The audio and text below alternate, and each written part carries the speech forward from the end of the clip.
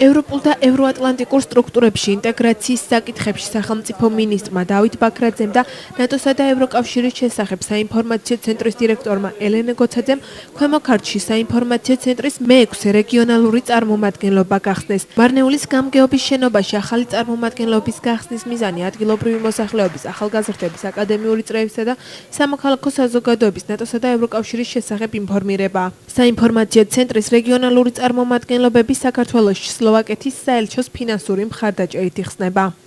ჩვენთან ფუნქციონირებს საინფორმაციო ცენტრი ევროკავშირისა და ნატოს შესახებ. ეს არის მე-6 ოფისი. ჩვენ წელს 3 ახალი ოფისი გავხსენით.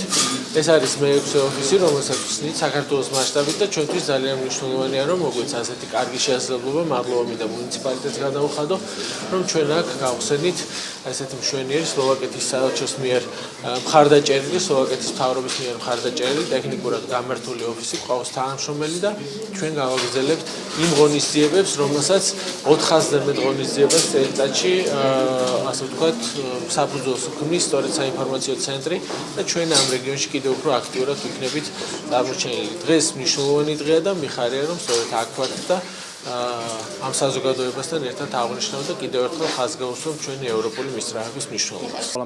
მე ვარ ძალიან ბედნიერი იმით, რომ მორიგი ოფისი გავხსენით. ეს არის ძალიან მნიშვნელოვანი საქართველოსთვის და ზოგადად ამ რეგიონისთვის, რადგან მსგავსი ცენტრების საშუალებით მოსახლეობა ინფორმირებული იქნება იმ საკითხებზე, თუ როგორ მუშაობს ევროპა. მე მოხარული ვარ, რომ აღნიშნული ოფისის გახსნას ვესწრები.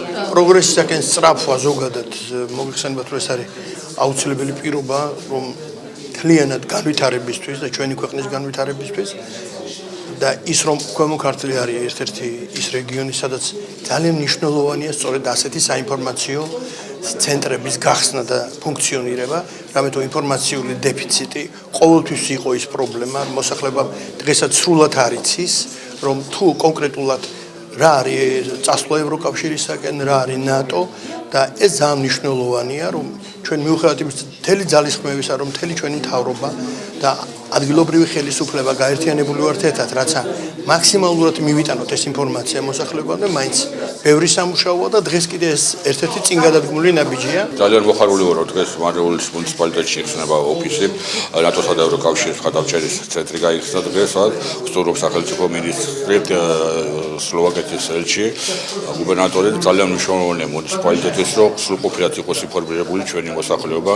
იმ სიკეთეების შესახებ, თუ რა შეიძლება მოუტანოს ჩვენ ევროკავშირთან ინტეგრაციას, ნატოსთან ინტეგრაციას. ამისათვის ეს ცენტრი ძალიან დაეხმარება ჩვენს მოქალაქეებს და მოსახლეობას, მიიღოს სრულყოფილი ინფორმაცია ევროკავშირის შესახებ.